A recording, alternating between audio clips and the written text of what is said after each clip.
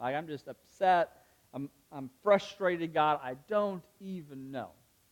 I don't even know, God. Like, you don't want to do the why. Like, what is going on? Like, here, this is all going great, and then this happens. Like, what? What? But can I just tell you, in a matter of like 2 days, God, like, blessed me beyond belief. He blessed me beyond belief. And it was so crazy how I can go from like the sombersome, like I'm like, oh, woe is me, like my sorrows, to like, oh my goodness. And here's the thing I can tell you, it was all because of God. Zero to do with me. And it was just crazy to watch him just like work and manipulate the world around me to bless me. And I was like, I have nothing but praise to God because I didn't do anything. Like, I didn't do anything special. Like, it was all of him that blessed me. And so I think sometimes we need to listen and go, listen, you need to breathe. You need to be revived. Because sometimes we're prisoners of our own life. We get so busy. We get so busy. And I don't know if any of you guys have ever felt like this, but sometimes I feel like I'm a failure at being me.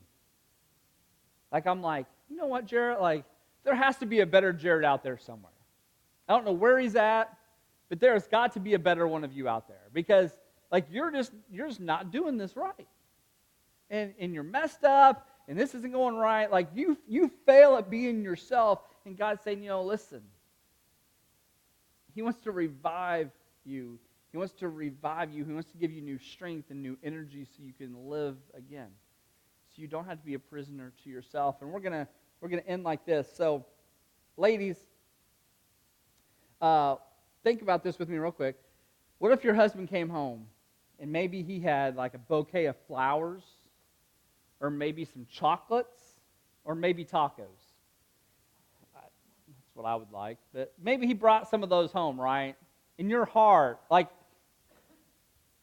transparency again, if Jody brought home tacos for me, I would be overjoyed. But if I was like, honey, thank you so much, like, you know that I love tacos, and like, man, babe, like, you thought of me today, and she was like, no, not really. Like, somebody was just giving them away, and I didn't even really want them, but they insisted that I take them, and so I didn't even know if you'd like them or not, so I just brought them home. I'd be like, so you didn't think of me? No, not really. They were just giving away, so I was like, okay, whatever. Like, sometimes that's what we do to God. Like, God thinks, like, hey, I sacrificed so much for you.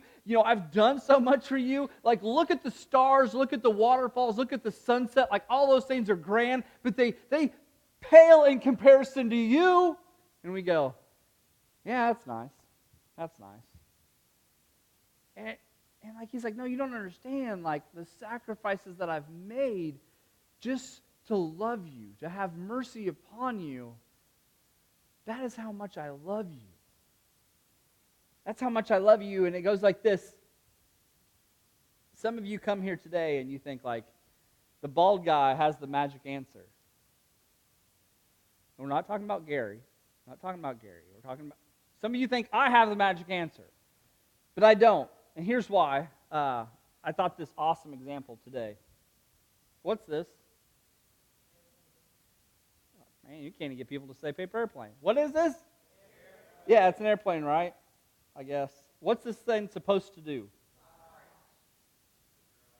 Yeah, put your eye out. So, most of us would be like, hey, it's supposed to fly, right? Guess who created this paper airplane? I did. Guess? Yeah, thanks. Thanks for the vote of confidence. But guess what? Here's the thing is I'm the only one that knows the purpose that this is built for. God, your creator, knows your purpose. He knows the exact purpose you were built for. I don't have your answer. I can give you insight. I can tell you what Scripture says. But ultimately, God is the one who created you. He knows your purpose. And when we think what's more pleasing to God, is this the most pleasing thing to God is that you're you. God didn't make you to be somebody else. Of course, it's the pastor's wife whose phone that goes off. How do we guess that?